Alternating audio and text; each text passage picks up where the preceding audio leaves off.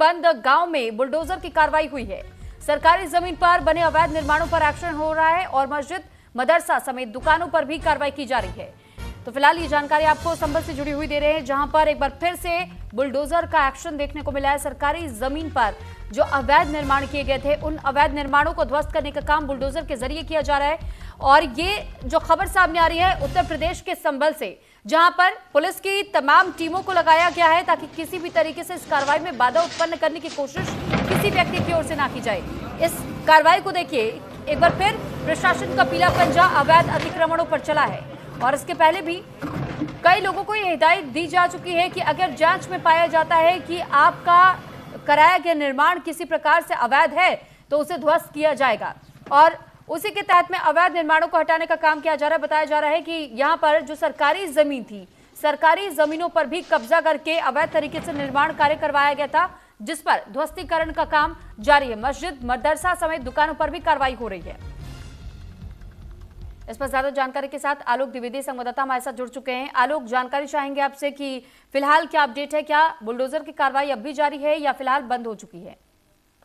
देखिए, बुलडोजर की कार्रवाई अब भी जारी है, लेकिन अब बड़ी कार्रवाई बुलडोजर द्वारा नहीं की जा रही है, क्योंकि कल जो कार्रवाई हुई थी वो बड़ी मानी जा रही है।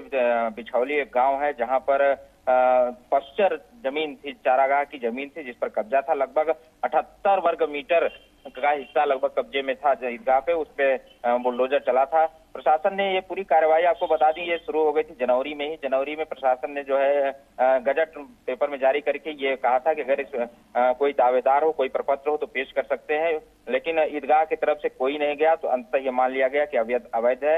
इससे पहले भी 14 जनवरी को भी प्रशासन द्वारा वहां पर लगभग 4 से 5 मकान ढहाए गए थे जो उसी क्षेत्र में थे, अवैध रूप से निर्माण किए गए थे। अब इस जमीन पर जो कुछ दुकानें भी बनी थी उनको भी गिराने की प्रक्रिया चल रही है। मामला पूरी तरह से शांत है, क्योंकि 2 थानों की लगभग पुलिस अभी भी, कल भी तैनात थी, आज भी तैनात है, और पूरे मामले पूरी कार्रवाई प्रशासन की निगरानी में लगातार जारी है। जी ठीक है, लेकिन क्या स्थानीय लोगों की ओर से किसी बात को लेकर के कोई नाराजगी है? उनकी ओर से क्या कुछ कहा जा रहा है? क्योंकि लंबा समय बीत गया ये निर्माण कराए हुए और अब अचानक से जो ध्वस्तीकरण का काम जारी है, इसको लेकर स्थानीय लोगों में किस तरीके का माहौल दिखाई दे रहा है? देखिए, इसको अचानक से नहीं कहा जा सकता, क्योंकि ये प्रक्रिया पहले चल रही थी। जनवरी महीने से ही नोटिसों का दौर जारी हो चुका था और तमाम जो अवैध निर्माण करता थे उनको ये बता दिया गया था कि आप स्वतः अपना निर्माण हटा लें, अगर नहीं हटाएंगे तो कार्रवाई की जाएगी। और उसी क्रम में जब लोगों ने नहीं संज्ञान लिया, उसके बाद ये कार्रवाई शुरू हुई। हालांकि कल कुछ विरोध सामने आया था, लोगों का ये कहना था कि जिस तरह से ईदगाह गिराया जा रहा है उस तरह से कुछ मंदिर भी हैं, उनको भी गिराए जाएं।